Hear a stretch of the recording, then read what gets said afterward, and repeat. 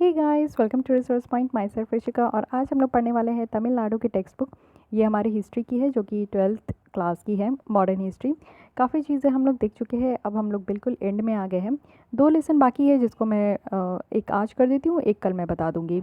Justice party rule तक हमारा हो चुका है। अब हम लोग देखेंगे कॉन्स्टिट्यूशनल डेवलपमेंट की, किस तरीके से हमारा कॉन्स्टिट्यूशन बना, और 1858 से लेकर 1947 तक का सीरीज़ हम लोग देखेंगे। उसके बाद कल हम लोग देखेंगे कि इंडिपेंडेंस के बाद इंडिया की क्या पोजीशन थी। तो ये दोनों चैप्टर भी काफ़ी इंपॉर्टेंट है मॉडर्न इंडिया के पर्सपेक्टिव से, तो आपको पता होना चाहिए। तो जितने भी लेसन यहाँ पे कंप्लीट हो चुके हैं, इन सारी की लिंक आपको डिस्क्रिप्शन बॉक्स में मिल जाएगी। आप वहाँ से जाके चेकआउट कर सकते हो। पूरी तरीके से हमारी एंशियंट, मिडाइवल और मॉडर्न तो कंप्लीट होने वाली है। तो यहाँ पे पूरी कंप्लीट हो गई है, आप देख सकते हो। ओके, तो चलिए स्टार्ट करते हैं हम लोग अपनी आज की लेसन। तो अब देखते हैं हम लोग लेसन नंबर 19, और ये है कॉन्स्टिट्यूशनल डेवलपमेंट। तो स्टार्ट करने से पहले देख लेते हैं कि हमें क्या क्या पढ़ना है। तो किस तरीके से हमारे यहाँ कॉन्स्टिट्यूशनल डेवलपमेंट हुआ, इसकी हिस्ट्री कैसे आई, किस तरीके से हमारे यहाँ की कॉन्स्टिट्यूशन जो है वो बनी। तो बात 1858 से लेकर 1935 तक की देखेंगे। फिर काउंसिल एक्ट जो 1861 की थी, 1892 की थी, इसकी क्या इंपॉर्टेंस रही ये देखेंगे। मॉर्ले मिंटो रिफॉर्म्स जो हुआ था 1919 का, इनकी मेन प्रोविजंस भी देखेंगे। इस एक्ट की सैलिएंट फीचर्स भी देखेंगे। और गवर्नमेंट एक्ट जो 1935 की फाइनली थी, इसकी क्या सिग्निफिकेंस रही ये भी देखेंगे। तो चलिए स्टार्ट करते हैं। जो कॉन्स्टिट्यूशनल डेवलपमेंट का हमारे इंडिया में जो हिस्ट्री स्टार्ट हुई थी, वो यहाँ पे रेगुलेटिंग एक्ट के पास होने से हुई थी, जो 1773 में थी। रेगुलेटिंग एक्ट में कुछ ऐसे प्रोविजंस थे जिनको कि अमेंड करना ज़रूरी था, जिनको कि ठीक करना ज़रूरी था। तो ठीक करने के लिए पिट्स इंडिया एक्ट आए थे, जो कि 1784 में आई थी। फिर इसी के बाद एक चार्टर एक्ट आते गए, सक्सेसिव चार्टर एक्ट आते गई, जो कि 3 आई थी। वो भी 1793 से 1853 तक आते गई, हर 20 ईयर्स के बाद। वो भी ईस्ट इंडिया कंपनी रूल्स के तहत आते गई। जो रिवॉल्ट हुआ 1857 का, ये एक इंपॉर्टेंट चेंज लेकर आया ब्रिटिश गवर्नमेंट का, जो कि हमारे इंडिया में देखने को मिला। धीरे धीरे क्या हुआ कि ईस्ट इंडिया कंपनी की जो रूल थी ना, वो ख़त्म होने लगी। जो इंडिया की एडमिनिस्ट्रेशन थी, वो पूरी तरीके से डायरेक्ट कंट्रोल हो गई थी ब्रिटिश क्राउन में। और ये चेंजेस जो थी, ये गवर्नमेंट ऑफ इंडिया एक्ट 1858 के तहत इसको अनाउंस किया गया था। जो क्वींस विक्टोरिया की जो प्रोक्लेमेशन थी, ये भी यहाँ पे इंडियन के अंडर ही एस्योर्ड की गई थी। और इम्पॉर्टेंट डेवलपमेंट अगर आप देखोगे, तो ये भी एक तरीका है जहाँ पे हम लोग कॉन्स्टिट्यूशनल हिस्ट्री लेकर आए इंडिया की। और इसके साथ ही क्या हुआ कि इंडियन नेशनल मूवमेंट हुआ। काफ़ी मूवमेंट हम लोग देख चुके हैं कि किस तरीके से हमारे यहाँ मूवमेंट हुआ, गांधी जी की क्या क्या सहयोग रही थी, जिसके कारण हम लोग को यहाँ पे इंडिपेंडेंस मिली थी। और फाइनली हम लोग 1947 में इंडिपेंडेंस ले लिए थे। तो गवर्नमेंट ऑफ इंडिया एक्ट जो 1858 का आया था, वो हमारे जो पार्लियामेंट ऑफ इंग्लैंड है, उनके थ्रू ये पास किया गया था। और यहाँ पे रॉयल असेंट भी मिला था 2 अगस्त 1858 को। तो क्या क्या इसकी प्रोविजंस है, वो हम लोग कुछ देख लेते हैं इस एक्ट की, जो कि काफ़ी इंपॉर्टेंट है। क्वेश्चन इससे डायरेक्ट निकल कर आती है। तो ईस्ट इंडिया कंपनी की जो रूल है ना, वो यहाँ पे ख़त्म हो रही थी। और इंडियन की एडमिनिस्ट्रेशन जो है पूरी तरीके से ब्रिटिश क्राउन के अंडर में चली गई थी। इंग्लैंड की बात करें, जो कोर्ट ऑफ डायरेक्टर है और जो बोर्ड ऑफ कंट्रोल थे, वो पूरी तरीके से ख़त्म हो गए। इसकी जगह पे क्या आया, secretariat of state I India के लिए, और इंडियन काउंसिल यहाँ पे स्टैब्लिश हुई। जो सेक्रेटेरिएट ऑफ स्टेट थे, यहाँ पे ब्रिटिश कैबिनेट के मेंबर होते थे। सर चार्ल्स वुड जो है यहाँ पे फर्स्ट सेक्रेटरी ऑफ स्टेट बनाए गए इंडिया के। और इंडिया की जो काउंसिल है, यहाँ पे 15 मेंबर होते थे। गवर्नर जनरल जो इंडिया के थे, उनको यहाँ पे वाइसराय ऑफ इंडिया बना दिया गया। और फर्स्ट वाइसराय ऑफ इंडिया कौन थे, लॉर्ड कैनिंग थे। ये सारी जो प्रीवियस ट्रीटी थी ना, सब एक्सेप्ट किया गया, और यहाँ पे इस एक्ट के थ्रू ऑनर भी किया गया। क्वींस विक्टोरिया प्रोक्लेमेशन क्या है ये देखते हैं। 1 नवंबर 1858 को क्वींस ऑफ विक्टोरिया जो प्रोक्लेमेशन है, वो यहाँ पे लॉर्ड कैनिंग के द्वारा इलाहाबाद में अनाउंस किया गया। ये जो रॉयल प्रोक्लेमेशन थी ना, उनको ट्रांसलेट किया गया था हिंदी लैंग्वेज में और उसके इंडियन लैंग्वेज में, और उसके बाद इसको पब्लिकली रीड किया गया था बहुत सारे इंपॉर्टेंट प्लेस से। यहाँ पे अनाउंस की गई थी, जो कंपनी की रूल है इंडिया में, उसको पूरी तरीके से ख़त्म किया जा रहा है। और क्वींस की जो एजम्पशन है, वो यहाँ पे आएगी गवर्नमेंट ऑफ इंडिया में। यहाँ पे ट्रीटी भी इंडोर्स किया गया था, जो कि कंपनी के द्वारा ही था। और यहाँ पे इंडियन प्रिंस थे, और यहाँ पे उनके राइट, डिग्निटी और ऑनर को रिस्पेक्ट करने का प्रॉमिस किया गया था। यहाँ पे जितने भी इंडियन पीपल्स थे, उनको इक्वली ट्रीट करना था। इम्पार्शियल प्रोटेक्शन ऑफ लॉ थी, रिलीजियस की फ्रीडम थी, सोशल प्रैक्टिसेस की भी फ्रीडम थी। जो प्रोक्लेमेशन ऑफ क्वीन विक्टोरिया थी, वो भी यहाँ पे प्रैक्टिकल शेप दे रही थी एक्ट को, 1858 की एक्ट को। फिर यहाँ से निकल कर आया इंडियन काउंसिल एक्ट जो 1861 का है। इंडियन काउंसिल एक्ट जो 1861 की थी, इसमें जो नंबर ऑफ मेंबर्स थे गवर्नर जनरल एग्जीक्यूटिव काउंसिल में, उसमें पहले 4 थे, उसको बढ़ा के 5 कर दिया गया। फिर जो गवर्नर जनरल एग्जीक्यूटिव काउंसिल है, वो यहाँ पे एक सेंट्रल लेजिस्लेटिव काउंसिल में कन्वर्ट हो गए। 6 से जो 12 थे ना वो एडिशनल मेंबर थे जो कि यहाँ नॉमिनेट किए जाते थे गवर्नर जनरल के थ्रू, और यहाँ पे हाफ ऑफ दिस मेंबर जो है इनसे कम आपके नॉन ऑफिशियल मेंबर होते थे।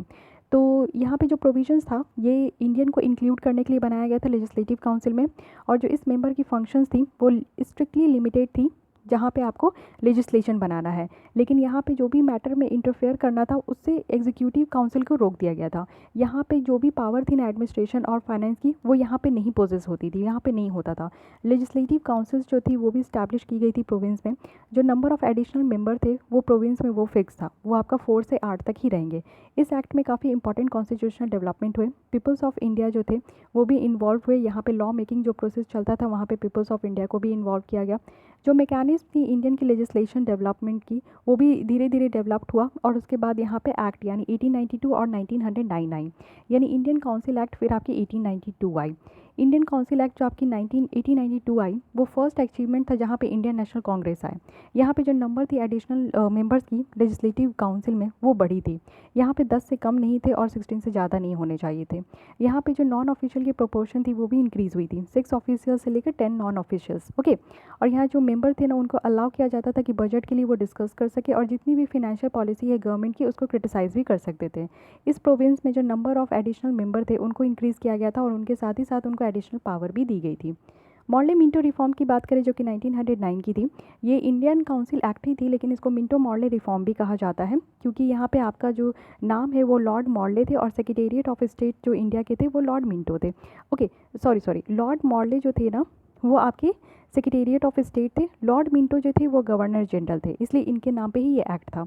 दोनों ये रिस्पॉन्सिबल थे कि इस एक्ट को पास करें, और यहाँ पे जब ये पास हुआ था तो इसमें जितने भी मॉडरेट्स थे ना कांग्रेस के उनको सपोर्ट दिया गया था।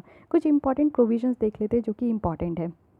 जो नंबर है ना एडिशनल मेंबर का सेंट्रल लेजिस्लेटिव काउंसिल में वो यहाँ पे इंक्रीज़ हुई थी और मैक्सिमम 60 हो गई थी। इलेक्टेड मेंबर जो थे वो 27 थे और जो बाकी के 33 थे वो नॉमिनेटेड मेंबर थे। 28 से ज़्यादा यहाँ ऑफिशियल नहीं होना चाहिए था। जो इलेक्शन का प्रिंसिपल था ना इस काउंसिल का वो लीगली रिकॉग्नाइज़ किया गया था। यहाँ पे कम्युनल रिप्रेजेंटेशन था जो कि फर्स्ट टाइम इंट्रोड्यूस हुआ था मुस्लिम के इंटरेस्ट में, और सेपरेट इलेक्ट्रेट भी था जो कि मुस्लिम के द्वारा यहाँ पे प्रोवाइड किया गया था। जो नंबर ऑफ मेंबर थे ना प्रोविंशियल लेजिस्लेटिव काउंसिल में वो आपके मेजर प्रोविंस थे और इसको भी रेज़ किया गया था, बढ़ाया गया था 50 तक। जो काउंसिल थे उनको यहाँ पे राइट टू डिस्कस का पावर दिया गया था, और यहाँ पे रिजोल्यूशन यानी बजट में जो रिजोल्यूशन है वो भी पास करने का उनको पावर दिया गया था, और सारी मैटर जो पब्लिक इंटरेस्ट से रिलेटेड है। साथ ही जो गवर्नर जनरल थे ना उनके पास पावर था कि वो जो बजट की जो भी डिस्कशन थी वो उसको डिसअलाउ भी कर सकते थे।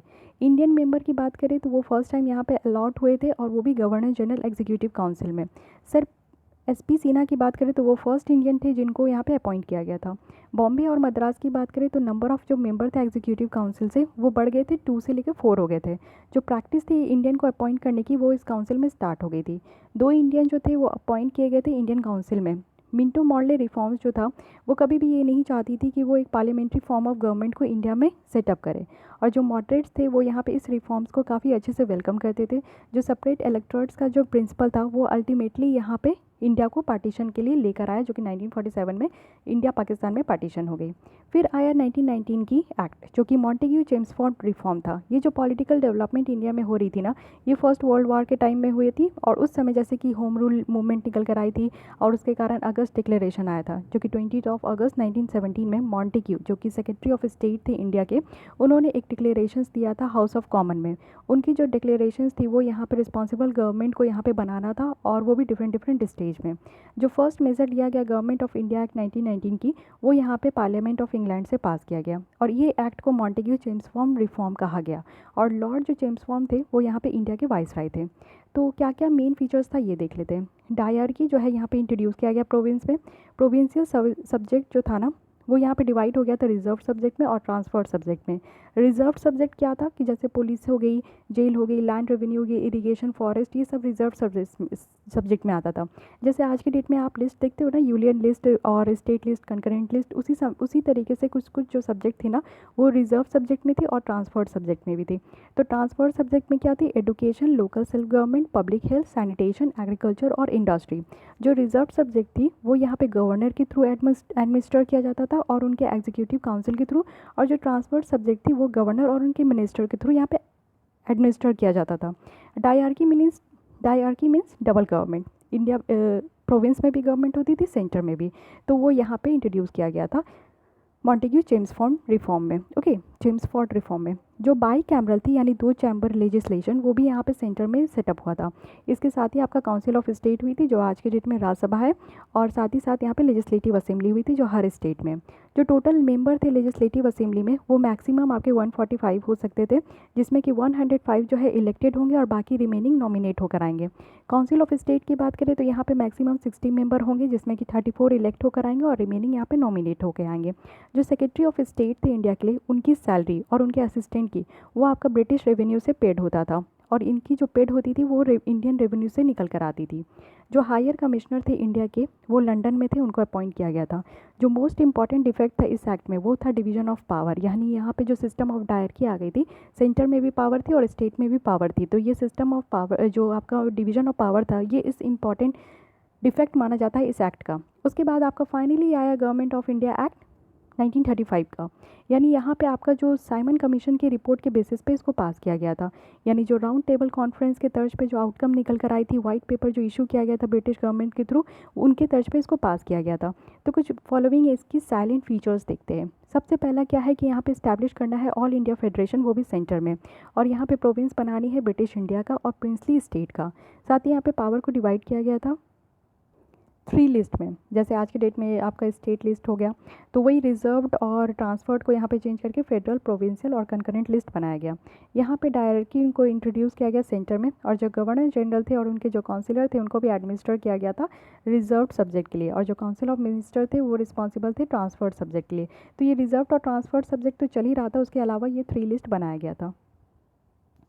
फिर जो सबसे बड़ी गलती थी उस एक्ट की, मॉन्टेग्यू चेम्सफोर्ड की, कि यहाँ पे डायरेक्टली इस्टेब्लिश किया गया था, तो यहाँ पे एबॉलिश कर दिया गया और फिर यहाँ पे प्रोविंशियल ऑटोनोमी दी गई। जो गवर्नर है उनको यहाँ पे हेड ऑफ प्रोविंशियल एग्जीक्यूटिव बनाया गया, और उनको एक्सपेक्ट किया जाता था कि वो जो भी काउंसिल ऑफ मिनिस्टर की एडवाइस होगी उन्हीं की तर्ज पे वो एडमिनिस्ट्रेशन करेंगे। जो प्रोविंशियल गवर्नमेंट थे उनको यहाँ पे इलेक्टेड मेंबर के साथ लगाया गया, और साथ ही साथ यहाँ पे रिस्पॉन्सिबल थी कि वो प्रॉपर्ली यहाँ पे लेजिस्लेटिव असेंबली में इलेक्ट होकर आएंगे। प्रोविंशियल लेजिस्लेचर की बात करें तो बंगाल, मद्रास, बॉम्बे, यूनाइटेड प्रोविंस, बिहार और असम, ये सब कुछ यहाँ पे बाई कैमरल हो गई थी, यानी यहाँ पे लेजिस्लेटिव असेंबली भी थी और लेजिस्लेटिव काउंसिल भी थी। यहाँ पे प्रिंसिपल जो है सेपरेट इलेक्ट्रेट का वो और एक्सटेंड हो गया, पहले मुस्लिम को दिया जाता था, अब यहाँ सिख, यूरोपियन, इंडियन, क्रिश्चियन और एंग्लो इंडियन को भी देने लगे। बाद में यहाँ पे आपकी फेडरल कोर्ट यानी दिल्ली में जो है फेडरल कोर्ट यहाँ पे इस्टेब्लिश हुई, और चीफ जस्टिस ऑफ इंडिया और 6 अदर जज थे। जो प्रोविंशियल ऑटोनॉमी थी यानी जितने भी स्टेट थे उनको भी यहाँ पे फ्रीडम दिया गया, उनके वर्किंग जो थी वो अच्छे से नहीं हो पा रही थी। गवर्नर जो थे यहाँ पे बाउंड नहीं थे कि वो किसी भी मिनिस्टर की एडवाइस को एक्सेप्ट करेंगे या नहीं करेंगे, तो उनको ऊपर बाउंड नहीं था, वो इंडिपेंडेंट थे। रियलिटी में आप देखो तो जो रियल पावर था प्रोविंशियल गवर्नमेंट का वो आपका गवर्नर के साथ होता था, लेकिन ये ड्रॉबैक थी इस स्कीम की। और जो कांग्रेस थे उन्होंने यहाँ पे डिसाइड किया था कि जो भी प्रोविंशियल लेजिस्लेचर की इलेक्शन होगी उनमें वो पार्टिसिपेट करेंगे और यहाँ पे कंसिडरेशंस रखेंगे कि जो भी प्रीवियस एक्ट है उसकी यहाँ पे इम्प्रूवमेंट हो पाएगी।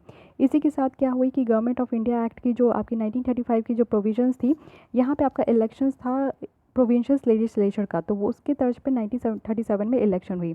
तो जो कांग्रेस थे वो यहाँ पे स्विफ्ट कर गए इस पूल में, यानी जो इलेक्शन पोल होते हैं।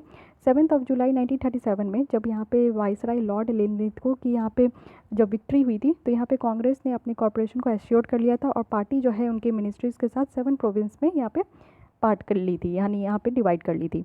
अब कुछ ये देखती हूँ दिया गया है कॉन्स्टिट्यूशनल डेवलपमेंट की किस तरीके से हुआ है। तो ये आपका एक फ्लो चार्ट है, ये आपका टेढ़ा है, मैं इसको कैसे समझाऊं समझ में नहीं आ रहा है। एक मिनट, ये मैं ऐसे रोटेट कर रही हूँ तो उल्टा ही रोटेट हो जा रहा है। अच्छा, मैं ऐसे ही बताने की कोशिश करती हूँ क्योंकि बहुत ट्राई की लेकिन ये आ नहीं रही, सीधा हो नहीं रही है। ओके, तो यहाँ पे कॉन्स्टिट्यूशनल जो है डेवलपमेंट बताया गया है, ये बहुत अच्छा फ्लो चार्ट है। तो यहाँ पे बताया जा रहा है कि 1750 से लेके 1800 के बीच में कौन कौन सी एक्ट आई। तो सबसे पहला रेगुलेटिंग एक्ट आया, फिर पीट्स इंडिया एक्ट आई, फिर चार्टर एक्ट आई। फिर 1800 से लेकर 1850 तक तो यहाँ पे चार्टर एक्ट आपके 1833 की आई, फिर 1813 की आई। उसके बाद 1850 से लेकर 1900 तक क्या आई, तो आपकी चार्टर एक्ट आई, उसका गवर्नमेंट ऑफ इंडिया एक्ट 1858 की आई। फिर आपका इंडियन काउंसिल एक्ट 1861 का आया, फिर इंडियन काउंसिल एक्ट 1892 की आई। फिर आपकी 1900 से लेकर 1950 के बीच में आप देखोगे तो इंडियन काउंसिल एक्ट आया 1909 का। फिर गवर्नमेंट ऑफ इंडिया एक्ट ये मॉन्टेग्यू चेम्सफोर्ड 1919 की, उसके बाद गवर्नमेंट ऑफ इंडिया एक्ट 1935 की आई। ओके, तो ये आपका 50-50 ईयर्स के बीच का डिफरेंस पता है कि 1750 से लेकर यहाँ पे 1950 के बीच में किस किस तरीके की कौन कौन सी एक्ट आई जिसके थ्रू हमारा जो है इंडिया को गवर्न किया जा रहा था, कॉन्स्टिट्यूशंस यहाँ पे बनाई जा रही थी, तो बहुत सारा प्रोसेस जो है लेकर आया गया था। तो ये रही इस लेसन की एंड। इसमें जितनी भी टॉपिक थी बहुत इंपॉर्टेंट थी, जितनी भी एक्ट है बहुत इंपॉर्टेंट थी, क्योंकि क्वेश्चन यहीं से निकल कर आते हैं। ओके, तो अच्छे से पढ़िएगा, बार बार रिवाइज कीजिएगा। अगर कोई भी डाउट है तो आप मुझे कमेंट बॉक्स में पूछ सकते हैं। लेकिन अब देख लेते हैं कि हम लोग पढ़े क्या हैं। तो सबसे पहला देखिए कि क्या क्या चेंजेस यहाँ पे 1858 में लाया गया और उसके बाद क्या इंपॉर्टेंस थी क्वींस प्रोक्लेमेशन की। यहाँ पे सेंटर और प्रोविंशियल लेजिस्लेचर में एक्सपेंशन हुआ और उसके बाद हमारी जो प्रिंसिपल ऑफ इलेक्शन है वो निकल कर आई। सेपरेट इलेक्ट्रेट दिया गया मुस्लिम को, वो भी 1909 एक्ट में। फिर यहाँ पे डायरकी की इंट्रोडक्शंस हुई थी प्रोविंस में और यहाँ पे 2 सब्जेक्ट निकले थे, रिजर्व्ड और ट्रांसफर्ड। फिर प्रोविंशियल ऑटोनॉमी दी गई थी जो कि आपका 1935 के तहत यहाँ पे इंट्रोड्यूस किया गया था और लिमिटेड पावर जो है इंडियन मिनिस्टर्स को दिया गया था। आइए कुछ क्वेश्चन कर लेते हैं। फर्स्ट क्वेश्चन का आंसर देना है कि इनमें से कौन सी है जो कि आपका प्रोविजंस है गवर्नमेंट ऑफ इंडिया एक्ट 1858 की। तो फर्स्ट है कि यहाँ पे आपका कोर्ट ऑफ डायरेक्टर और बोर्ड ऑफ कंट्रोल बनाया गया था। सेकंड है कि यहाँ पे आपका एक्सटेंशन था, जो भी कंपनी रूल है 20 ईयर्स के लिए और बढ़ गया था। थर्ड है कि यहाँ पे इंडियन काउंसिल जो है 15 मेंबर्स के साथ इस्टेब्लिश हुई थी। और फोर्थ है कि यहाँ पे कैंसिलेशन हुई थी जितनी भी प्रीवियस ट्रीटीज़ थी। तो इसकी बहुत ही सिंपल सी आंसर है, अभी भी मैं पढ़ाई हूँ तो आपको याद होगा। साथ ही सेकंड क्वेश्चन का आंसर देना है कि इसमें कौन सी लीगली रिकॉग्नाइज किया था प्रिंसिपल ऑफ इलेक्शंस जो कि आपका लेजिस्लेटिव काउंसिल में हुई थी। तो कौन सी लेजिस्लेटिव यहाँ पे एक्ट के तहत जो है आपका प्रिंसिपल ऑफ इलेक्शंस को यहाँ पे रिकॉग्नाइज किया गया था। तो एक्ट ऑफ 61 थी, 1909 थी कि 1892 थी कि 1919 थी। तो इन दोनों क्वेश्चंस का आंसर आपको कमेंट बॉक्स में लिखना है। तो guys this is the end of this lesson. अगर आपको अच्छा लगा तो लाइक करना ना भूलें, अपने दोस्तों के साथ जरूर शेयर करें। आपको फिर भी कोई डाउट कोई सजेशन तो आप मुझे कमेंट बॉक्स में लिख सकते हो और मेरे चैनल को ज़रूर सब्सक्राइब कर लें। Thank you.